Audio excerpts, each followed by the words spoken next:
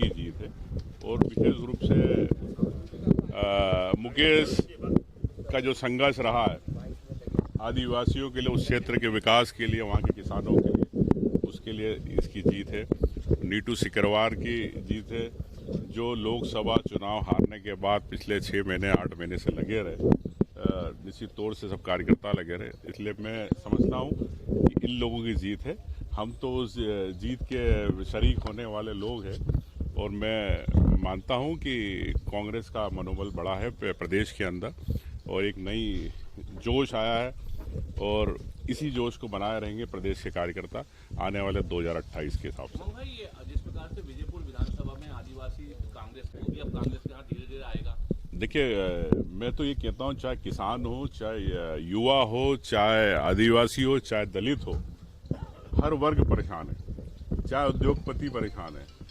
तो इस प्रदेश के अंदर निश्चित तौर से आने वाले समय में आपको बदलाव दिखेगा, लेकिन मैं ये भी मानता हूँ कि आज बहुत दूर है और अभी हमें मजबूती के साथ संगठन और सबको मजबूत करना है, पार्टी कार्यकर्ताओं को मजबूत करना है मनोबल रूप से।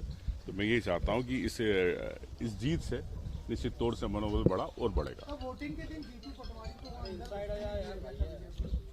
देखिए, अब ये सवाल आप समझ सकते हो कि चूंकि जो वहाँ का वोटर होता वही उस क्षेत्र में रहता है। रावत जी के हारने के बाद नागर जी कह रहे हैं कि उन्हें वापस विभाग अगर मिलता है तो संभालने को तैयार। विभाग की लड़ाई क्यों है अमन भाई बीजेपी के अंदर सरकार? देखिए, सरकार हमेशा आंकड़ों से खेलती रही, किसी भी आंकड़े से, चाहे किसान के आंकड़े हो, युवा के हो या कुनों के आंकड़े हो। तो मैं समझता हूं कि जवाबदारी के साथ जो प्रशासनिक अधिकारी है, चाहे मंत्री हो, चाहे मुख्यमंत्री हो, जब आप इस प्रदेश की जवाबदारी संभालते तो आपको जवाबदारी के साथ जनता के सामने अपनी बात रखना चाहिए। सर, सीएम साहब यूनाइटेड किंगडम तो भी बिल्कुल बड़ा टेक्निकल और संवेदनशील विभाग है।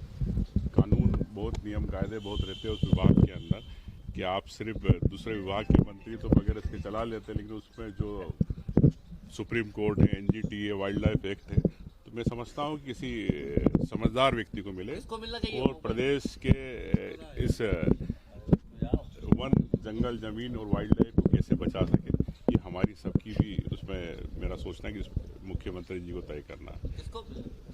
अब देखिए, मैं इस बारे में टिप्पणी करना पसंद नहीं करूँगा, लेकिन जो मंत्री नहीं बन पाए और जो कहीं ना कहीं आपसी भारतीय जनता पार्टी गुटबाजी है, तो अब इस पद से पता चलेगा कि भारतीय जनता पार्टी अपनी गुटबाजी खत्म करती है कि और बढ़ाती है। धन्यवाद। कूनो में शावकों की मौत हुई है। देखिए, मुख्यमंत्री जी के जो फोटो आए तो उनके जेब में से हाथ बाहर नहीं निकले वो, तो मुझे लगता है कि जिस प्रकार से वो वहाँ से यहाँ प्रदेश के लिए गए हैं कर्ज मांगने, देखिए कर्ज का उपयोग क्या यहाँ के युवाओं के लिए, यहाँ के किसानों के लिए, क्या खाद की आज परेशानी है तो क्या हम खाद बुलवा के देंगे, क्या हम इंफ्रास्ट्रक्चर पे खर्च करेंगे, ये मुख्यमंत्री जी को बताना चाहिए।